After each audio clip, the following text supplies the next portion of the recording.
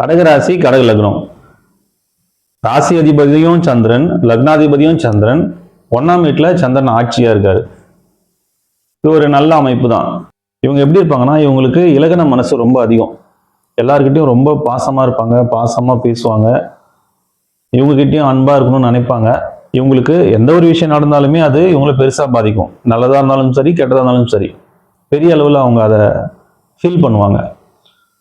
நிறைய பேருக்கு நிறைய உதவி பண்ணணும்னு நினைப்பாங்க. தன்னுடைய பாதுகாப்பை பற்றி அதிகமாக சிந்திப்பாங்க.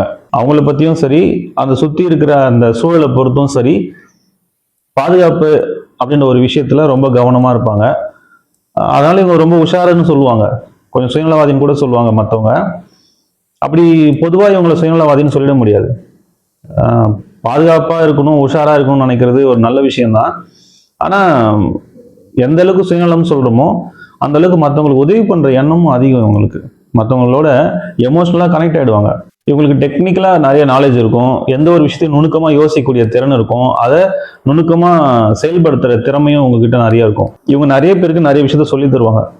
இவங்க உட்காந்து இது இப்படி பண்ணணும் அப்படி பண்ணணும்னு சொல்லணும்னு அவசியம் இல்லை. இவங்களுடைய செயல்பாடுகளை பார்க்கும் பொழுதும், இவங்களுடைய பேச்சை பார்க்கும் பொழுதும் நிறைய பேர் நிறைய விஷயத்த இவங்க கிட்ட இருந்து கத்துக்க வேண்டியது இருக்கும். ரொம்ப எமோஷனலா ஒரு பக்கம் இருப்பாங்க, ஆனா ரொம்ப பிராக்டிக்கலா ஓகே இதுதான் யதார்த்தம்னு ஏத்துக்கிற அந்த மனநிலை இவங்க கிட்ட இருக்கும். ஒரு ஞானம் இருக்கும் இவங்களுக்கு. பொதுவா இந்த மாதிரி ஒரே ராசி ஒரே லக்னம் வந்துச்சு அப்படின்னா இது சில பேருக்கு தான் இருக்கும், பெரும்பாலும் இருக்காது. ஆனா இந்த மாதிரி இருக்கும் பொழுது மனசளவிலையும் செயல்பாட்டு அளவிலையும் ஒரு பெரிய கிளாஷ் எதுவும் இருக்காது. ஆனா லக்னம் வேறையாகவும் ராசி வேறையாகவும் இருக்கும் பொழுது ஒரு மனசளவுலையும் செயல்பாட்டு அளவுலையும் ஒரு சின்ன டிஃபரன்ஸ் இருக்கும். அது ஏன் வருது அப்படின்னா, லக்னம் ராசி இது ரெண்டும் முதல்ல எப்படி வேலை செய்யுதுன்றத நம்ம தெரிஞ்சுக்கலாம். இப்போ ஒரு குழந்தை பிறக்குதுன்னு வச்சுக்கோங்களேன். அந்த நேரத்தில் சூரியனுடைய கதிர்வீச்சு எந்த ராசியின் மேலே விழுந்துச்சோ அது லக்னம். ஸோ அந்த லக்னத்தை வச்சு தான் மற்ற கிரகங்களின் தன்மைகளை நம்ம ஆராய்ச்சி பண்ண முடியும். அதே நேரத்தில் சந்திரன் எந்த ராசியின் மேலே இருக்காரோ அது ஜென்ம ராசி. இப்போ ஜென்ம லக்னத்தை வச்சு அந்த ஜாதகருடைய கேரக்டர் எப்படி இருக்கும், அவருடைய சிந்தனை எப்படி இருக்கும், அவருடைய லைஃப் ஸ்டைல் எப்படி இருக்கும், இந்த ஜென்மம் ஃபுல்லாக அவருடைய பலன்கள் என்ன, எந்தெந்த காலகட்டத்தில் எப்படி இருப்பார் அப்படின்றத ஜென்ம லக்னத்தின் மூலமாக நம்ம சொல்ல முடியும். இந்த ராசி எப்படி வேலை செய்யுது அப்படின்னா, கோள்கள் சுற்றிக்கிட்டே இருக்கு இல்லைங்களா. ஒரு கோளும் ஒரு காலகட்டத்தில் ஒரு இடத்துலேருந்து இன்னொரு இடத்துக்கு பயிற்சி ஆகுது. இப்படி பயிற்சி ஆகிட்டே இருக்கும் பொழுது ஒரு பலன் கிடைக்கும். ஒரே கிரகம் ஒரு வீட்டில் இருக்கும்போது ஒரு பலன் தரும், இன்னொரு வீட்டில் இருக்கும்பொழுது வேற ஒரு பலனை தரும். ஸோ இந்த கிரகங்கள் பயிற்சி ஆகும்போது கிடைக்கக்கூடிய பலன்களை சந்திரன் எங்கே இருக்காரோ அதை வச்சு நம்ம கால்குலேட் பண்ணுறோம். அதுதான் ராசி. ஸோ நீங்கள் பார்த்தீங்கன்னா ராசி பலன் தான் எங்கேயுமே சொல்லுவாங்க. ஏன் அப்படின்னா லக்னம்ன்றது ஃபிக்ஸ்டு. நீங்கள் பிறக்கும் பொழுது இந்த ஜென்மம் ஃபுல்லாக உங்களுக்கு என்ன பலன்றதை அங்கே ஃபிக்ஸ் பண்ணியாச்சு. அதே போல் நட்சத்திரமும் அதுக்கேற்ற மாதிரி பலன்கள் இருக்குது. தசாபுத்திகள் நடத்தக்கூடிய கிரகங்களுக்கு ஏற்ற பலன்களும் உங்களுக்கு இருக்குது. ஆனால் இந்த ராசி பலன் கோள்கள் மாறிக்கிட்டே இருக்கும் பொழுது ஒரு பலன் தர்றதுனால அது பலன் மாறிக்கிட்டே இருக்கும். அதனால் ராசி பலன் நம்ம சொல்கிற மாதிரி இருக்குது. லக்னம் அப்படின்றது ஒருத்தருடைய சிந்தனை, அவருடைய கேரக்டர் எப்படி இருக்கும் அப்படின்றத சொல்லக்கூடியது. இந்த ராசி அப்படின்றது தன்னுடைய செயல்பாடுகளை பற்றி சொல்லக்கூடியது. இப்போ உதாரணத்துக்கு ஒருத்தர் கன்னி லக்னத்தில் பிறந்திருக்காருன்னு வச்சுக்கோங்களேன். அந்த கன்னி லக்னத்துக்கு உண்டான அத்தனை குணங்களும் அவருக்கு இருக்கும். மேஷ ராசியில் பிறந்திருக்காருன்னு வச்சுக்கோங்களேன். மேஷ ராசிக்கு உண்டான அத்தனை செயல்களும் அவங்க செய்வாங்க. கன்னி லக்னத்துக்கு உண்டான சிந்தனைகள் இருக்கும், ஆனால் செயல்பாடு எல்லாமே மேஷ ராசிக்கு உண்டான செயல்பாடுகள் தான் அங்கே அதிகமாக இருக்கும். ஒரு பிரச்சனை அப்படின்னா அந்த பிரச்சனை எதனால் வந்துச்சு, அதை எப்படி சரி பண்ணலாம், அதை பேசியே சரி பண்ணக்கூடிய அந்த விஷயம் எல்லாமே கன்னி லக்னத்துக்கு இருக்கும். தன்னை நம்ம தப்பு பண்ணாமலே பழி சொல்லிட்டா கூட அவங்களுக்கு அதை புரிய வச்சு ஆப்போசிட் சைடு யோசிக்கிறது, நிதானமாக இருக்கிறது, இந்த விஷயம்லாம் அந்த கன்னி லக்னத்துக்கு இருக்கும். ஆனால் மேஷ ராசியை பொறுத்த வரைக்கும் என்னை எப்படி நீங்கள் என்னை தப்பு சொல்லலாம், அந்த கோபம் வந்துடும். அந்த கோபத்தோட அந்த தன்னுடைய உணர்வு வெளிப்படுத்தக்கூடிய அந்த தன்மை மேஷராசிக்கு இருக்கும். ஸோ மனசில் பார்த்தீங்கன்னா அவங்க நிதானமாக தான் இருப்பாங்க. நம்ம வந்து அவங்கள கேட்கணும், அவங்க சைடு நம்ம என்ன நியாயத்தை கேட்கணும், அவங்க சைடு யோசிக்கணும்லாம் இருக்கும். ஆனால் செயல்படும் பார்த்தா அந்த டைமில் டக்குன்னு கோவப்பட்டுருவாங்க. அப்புறமா யோசிப்பாங்க, நம்ம வந்து இந்த மாதிரி பேசியிருக்கக்கூடாது, நம்ம பொறுமையாக இருந்திருக்கணும். ஸோ இந்த டிஃப்ரென்ஸ் வர்றதுக்கு காரணம் லக்னமும் ராசியும் கிளாஷ் ஆகுது. இப்போது ஒருத்தரை நம்ம பார்க்குறோன்னா அவருடைய கேரக்டர் என்ன, அவர் என்ன சிந்திக்கிறார், அவர் மனசில் என்ன நினைக்கிறாரு அப்படின்றத நம்ம ஈஸியாக புரிஞ்சிக்க முடியாது. அவர் என்ன செயல் செய்கிறாரோ இதை வச்சு தான் அவரை நம்ம ஒரு கேரக்டர் நினச்சிக்குவோம். எப்போவுமே நம்ம செய்கிற செயல்களை நம்மளால் புரிஞ்சிக்க முடியாது. நம்முடைய சிந்தனைகளை நம்ம புரிஞ்சுக்குவோம், நம்ம என்ன நினைக்கிறோன்றது நமக்கு தெரியும். ஆனால் நம்ம என்ன செய்கிறோம், நம்முடைய செயல்பாடு எப்படி இருக்குது அப்படின்றத நம்மளால் அவ்வளோ சீக்கிரம் அனலைஸ் பண்ண முடியாது. லக்னத்தின்படி நம்முடைய கேரக்டர் என்ன, ராசியின்படி நம்ம என்ன செயல்பாடுகள் செய்வோம், இது ரெண்டையும் நம்ம தெளிவாக புரிஞ்சுக்கிட்டோம் அப்படின்னா நம்மளை அனலைஸ் பண்ணுறது ஈஸி, லைஃப் ஈஸியாக கொண்டு போக முடியும். லக்னத்திலே சந்திரன் இருந்தாலே ஒரு நல்ல ஆதிக்கம் இருக்கும். ஆனால் இங்கே சந்திரன் வந்து ஆட்சியாகவும் இருக்கார். ஸோ ரொம்ப நல்ல பலனை கொடுப்பார் அவர். பொதுவாக லக்னத்தில் சந்திரன் இருந்தாலே, சந்திரனுடைய ஆதிக்கம் இருந்தால் அவங்களுக்கு ஒரு முகப்பொலிவு இருக்கும், ரொம்ப அழகாக இருப்பாங்க. அவங்கள பார்த்தாலே ஒரு வசீகரம் இருக்கும், ஒரு ஈர்ப்புத்தன்மை இருக்கும். நல்ல அழகு, நல்ல மனநிலை, நல்ல தூக்கம், நல்ல சாப்பாடு, நல்ல வேலை, நல்ல சுற்றுச்சூழல், நல்ல நண்பர்கள், நல்ல அம்மா அப்பா, நல்ல பிள்ளைகள், இப்படி எல்லாமே இவங்களுக்கு சிறப்பாக அமையக்கூடிய வாய்ப்பு இருக்கும். லக்னத்தில் சந்திரன் இருந்தால் அவர் வந்து குருவுக்கு நிகராக சொல்லுவாங்க. குரு லக்னத்தில் இருந்தார்னா அந்த ஜாதகம் திக்பலம் பெற்ற ஜாதகம்னு சொல்லுவாங்க. ஒரு ஜாதகம் திக்பலம் பெறணும்னா அதுக்கு சில வழிமுறைகள்லாம் இருக்கு. ஆனால் குரு இருக்கும் பொழுது கிடைக்கிற அந்த பலன் வந்து ரொம்ப பெருசாக இருக்கும். ஸோ இந்த சந்திரன் வந்து பௌர்ணமி சந்திரனா இருந்தால் குருவுக்கு நிகரான பலனை கொடுப்பாருன்னு சொல்லியிருக்காங்க. பொதுவாகவே சந்திரன் வளர்பிரியா இருந்தால் நல்ல பலனும், தேய்பிரியா இருந்தால் கெடுபலனும் தருவார்னு சொல்லுவாங்க. அதுவும் மற்ற கிரகங்களின் அடிப்படையில் அந்த பலன் மாறக்கூடிய வாய்ப்புகளும் இருக்கும். உங்க ஜாதகத்துல சந்திரன் எப்படி இருக்காருன்னு தெரிஞ்சுக்கணும்னு நினைச்சீங்கன்னா, சந்திரனுக்கு நேராக 7ஆம் வீட்டுல மகரம், இங்க சூரியன் இருந்தாருன்னா இது பௌர்ணமி சந்திரன். இந்த பௌர்ணமி சந்திரனா இருந்தா இந்த ஜாதகம் திக்பலம் பெற்ற ஜாதகம். திக்பலம் பெற்றா அந்த ஜாதகத்துல இருக்கக்கூடிய மற்ற தோஷங்கள் எதுவா இருந்தாலும் அதை நிவர்த்தி செஞ்சு இந்த ஜாதகர் ஒரு சிறப்பான நிலையை அடையக்கூடிய வாய்ப்பு இருக்கும்.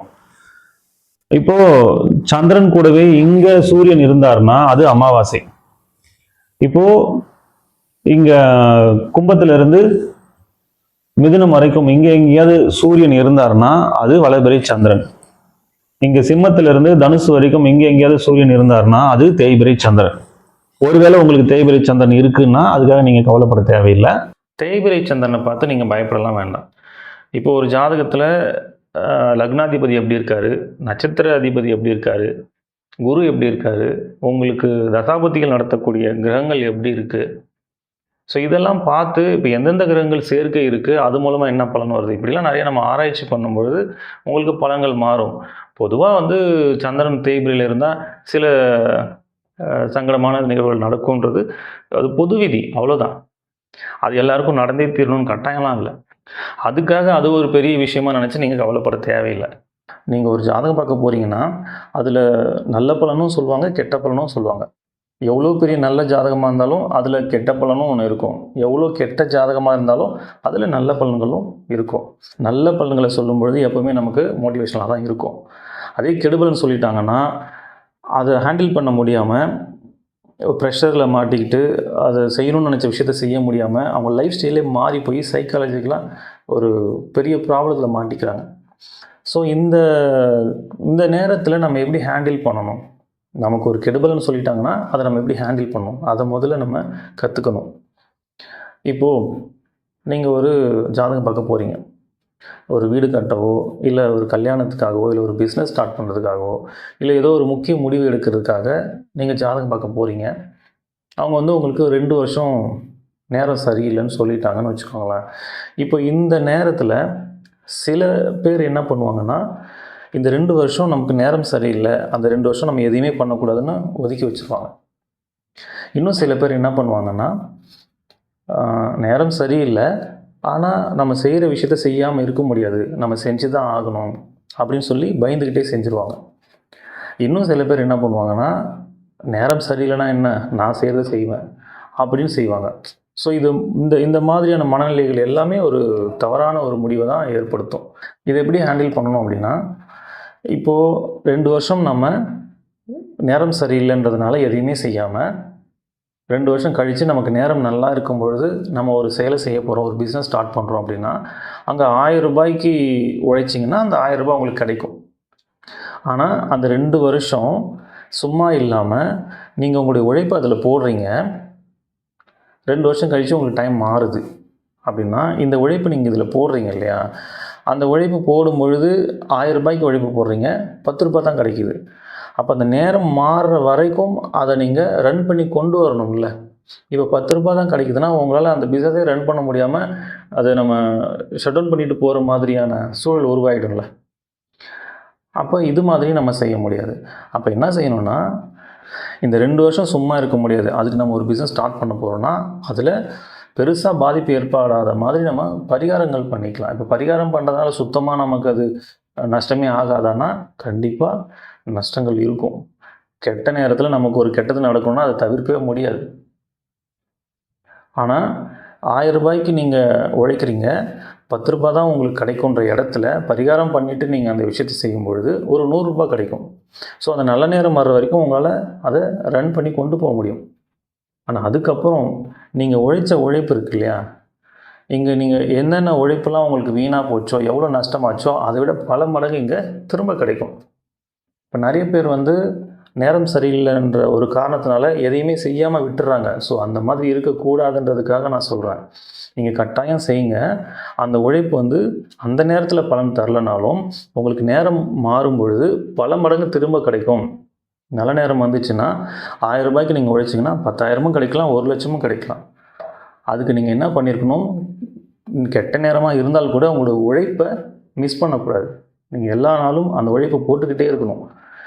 அதுக்கு தான் சொன்னேன், வெறும் உழைப்பு மட்டும் நீங்கள் போடும் பொழுது அந்த நல்ல நேரம் வரைக்கும் அந்த பிஸ்னஸை கொண்டு போக முடியாமல் போகலாம். அதுக்கு தான் சின்ன சின்ன பரிகாரங்கள் பண்ணிக்கணும். பரிகாரம் பண்ணணும்னா பணம் செலவு பண்ணி தான் பண்ணணும், கட்டாயம்லாம் இல்லை. பணம் செலவு செய்யாமலே நிறைய பரிகாரங்கள் செய்ய முடியும். அது என்னன்றது நான் திரும்ப பின்னாடி சொல்கிறேன்.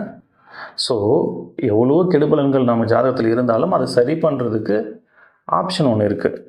அதனால் நீங்கள் சந்திரன் தேய்பிரியாக இருக்கிறதுனால நமக்கு ஏதோ பெரிய பிரச்சனையாக இருக்குமோ அப்படின்னு பயப்பட வேணாம். அதனால் வரக்கூடிய பாதிப்புகளை நம்ம சரி செய்கிறதுக்கும் நம்மக்கிட்ட வாய்ப்புகள் இருக்கும். அந்த ஜாதகத்தில் பார்க்கும்பொழுது கண்டிப்பாக இருக்கும். அதனால் நீங்கள் பயப்பட வேண்டாம். வேலையை பற்றி சொல்லணும்னா, இவங்களுக்கு இயற்கை சார்ந்த எந்த வேலை செஞ்சாலும் இவங்களுக்கு சிறப்பாக இருக்கும்.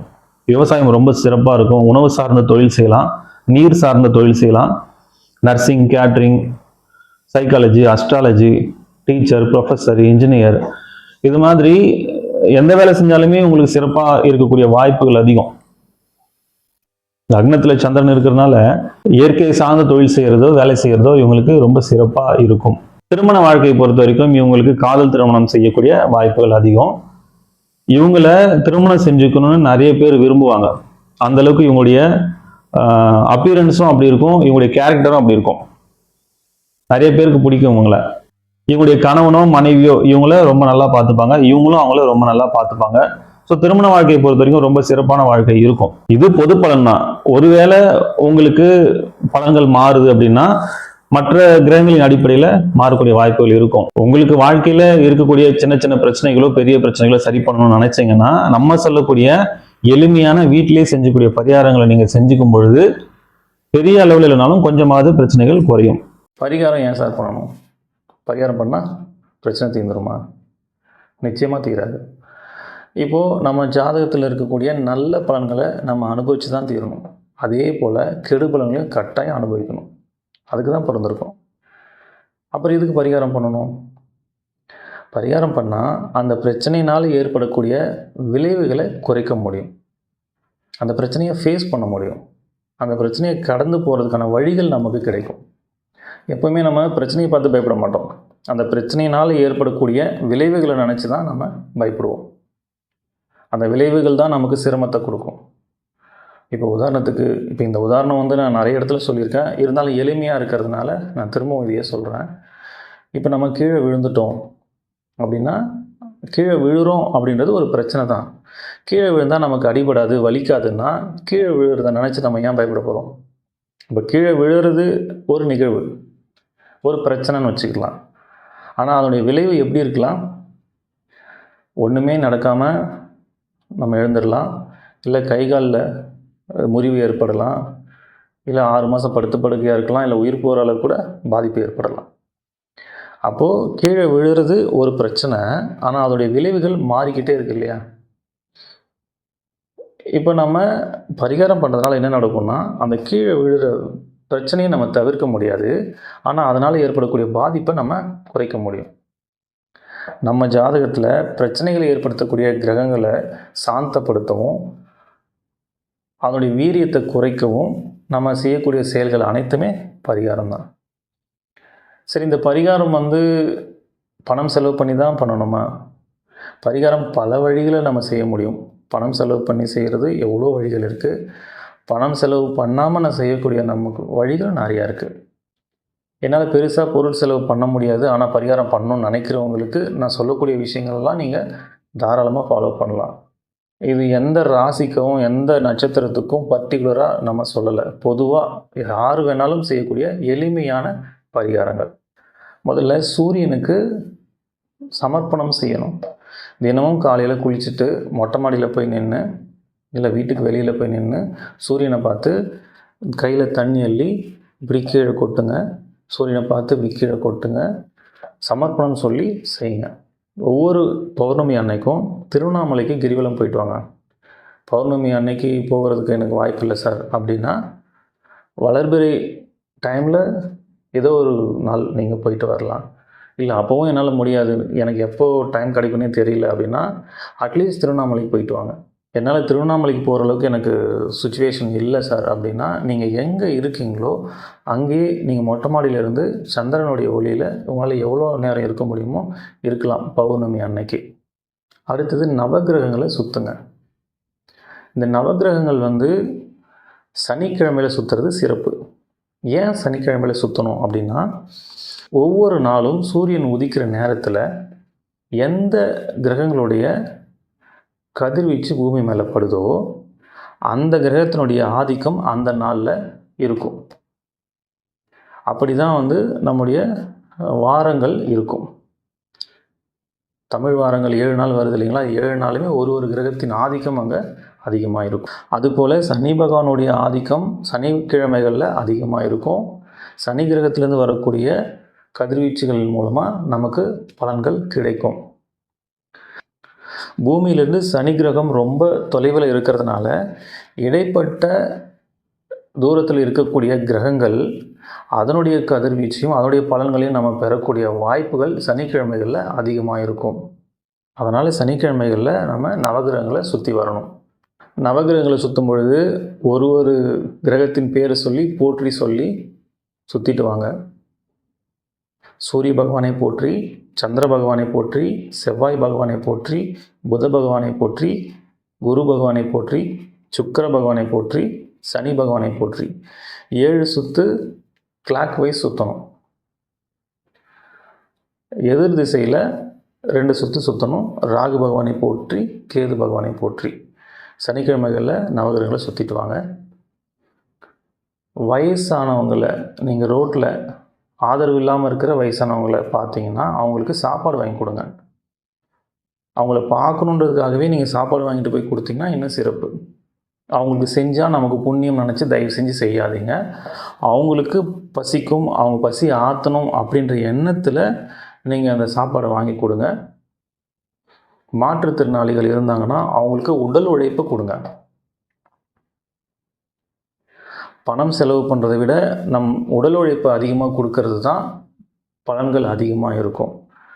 இது எல்லாமே ரொம்ப எளிமையாக நீங்கள் செய்யக்கூடிய ஒரு பரிகாரங்கள் தான். இதை நீங்கள் செய்கிறதுனால எளிமையான பரிகாரம் தான், ஆனால் பலன் ரொம்ப பெருசு.